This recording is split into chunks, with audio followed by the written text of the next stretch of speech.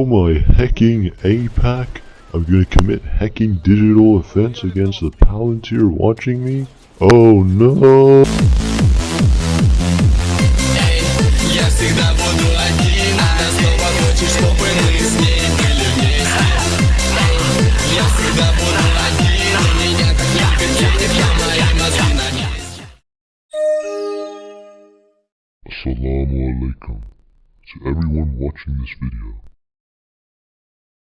Propaganda has been implemented in video games ever since they came out, as well as in all forms of entertainment.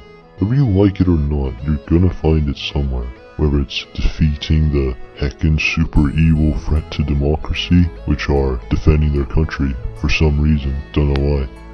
Like in Battlefield or Call of Duty, or the need to humanize the poor sods of IDF troops, made by a maniacal former soldier who went into Gaza to fight against women and children, using his epic Krav Maga training to defeat the evil and terrifying starving gorillas with sugar rockets. And whether it's far right or far left, leaning writers writing these video games, these AAA video games, AAA video games, although far left millennial stance has now become the ruling party of video game story writing, surprisingly. Well, not a surprise. They are both sympathetic to things such as invading Iraq or giving $3 billion to Israel in at least some form, no matter how much atrocities are shown, or even if the Muslim world are portrayed as the good guys somewhat, there's at least some sort of justification and some sort of excuse as to why the West are always the good guys. Like, literally always. This is the case for literally every single Call of Duty, Battlefield, Counter-Strike, Arma, you get the idea. Weirdly enough, now that the more far left, millennial, kind of progressive leaning views are present in these game companies, it's still literally the exact same thing, where the writers are imperialist apologists, except maybe there's a rainbow flag or some celebrity rapper doing the same things where they fight in a foreign country's land. For example, there's a storyline in Call of Duty Modern Warfare, the 2019 one. I haven't played any Call of Duty campaigns at all, so I'm not sure of the full story. But for example, I saw the gameplay of this scene at one point. Now, it strikingly portrays fictional, kind of Afghan, Pakistani, kind of Muslim civilians in this fictional country as indeed victims of imperialism. They have the bombing of their houses, mass killings shown in a very upfront way as well. A pretty rare thing in games like this. However, the problem is it's only done when Russia is the current villain in the story.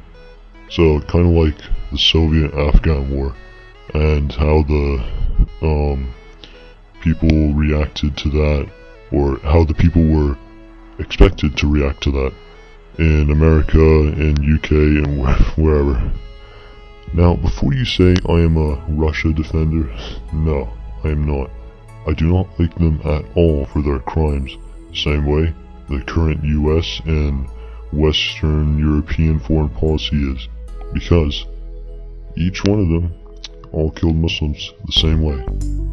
But the problem I have is that for these games to only put this much animation, rendering time, writing into the scene portraying Muslims as victims of horrendous bombing and mass killings only by Russia, like solely by Russia, America's competitor, but not the countless horrendous bombing and mass killing and crimes done in Afghanistan and Iraq by America itself, like at all. You know, that's an issue. And that's the problem that's always been. It also makes the world building hilariously unrealistic when America, or Britain or France or whatever in Call of Duty or Battlefield is in fact mostly based on the real world countries. You know, it's supposed to be symmetrical to what we have in real life, but in reality it kind of isn't, and somehow they're just not shown committing crimes against people in real life, at least not that much, not as much as the enemies of NATO or whatever, since it doesn't suit the narrative. But nobody ever cared about this because kids and young adults like games that look cool and make you look like the hero. Now, I've talked about the immense propaganda slop that has been present in video games, mostly famous shooter games. But what about when people make the opposite? You know, what is the solution to this? That's heckin' disrespectful to NATO and our greatest ally Israel. You're now a level 5 threat on Palantir database.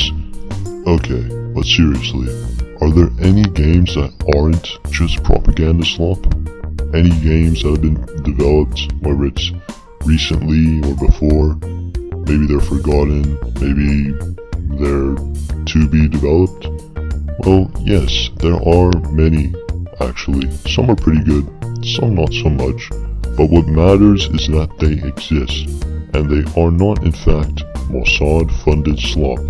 In fact, this is what motivates and inspires me, yes, me, to enter the game design industry, still, even after all this AI kind of scare.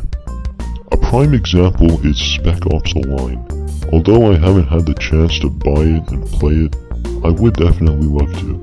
It was one of the earlier games from like 2012 that actually acknowledged that invading people's lands and bombing it to oblivion does not make you the good guy, it makes you a knobhead.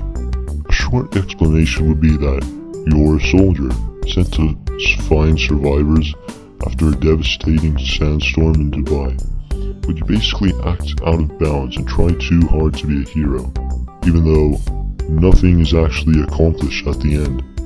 There are a lot better explanation videos on this game, so go check them out and get the game for yourself. But the best game I've played so far, in terms of reversal of propaganda and actually showing the other side to a Western audience, is a game known as Fawzan Al-Aqsa. Really great game, so go check it out. It's on Steam. It's made by a single developer, and obviously can be developed further than it currently is, but it's pretty awesome and makes me feel pretty cool while playing it. So, how did our kind leaders in the West react to it? Well, for starters, multiple organizations across the US kept on crawling up to Valve, the owner of Steam, saying they want the game shut down because it has a different opinion, which is, I guess, not protected under the free speech laws? I don't know. And in the UK, the counter-terror police had the game shut down for incitement of terrorism. And hopefully, anyone downloading this game will face prosecution for supporting terror offense, even though terrorism is, by definition, against civilians, and there isn't a single civilian in this game. All the enemies are soldiers. It's literally because the game has a different opinion. But you know what? Let's make sure this game somehow finds its way into people's computers in the UK, or maybe have it advertised on a billboard in Times Square, or maybe, you know, just have it dispersed throughout the entire world. It would really change people's opinions. That would be cool. So, this is what I think. This is just the beginning of rooting out years of carefully planned and built up propaganda sewage. Utter sewage slop. Games like this, the Fawzan Al-Aqsa game, are a counter to propaganda, and it's what the world needs. Tell me your thoughts. What do you think? Like, comment, share, dislike if you want. Just tell me your thoughts.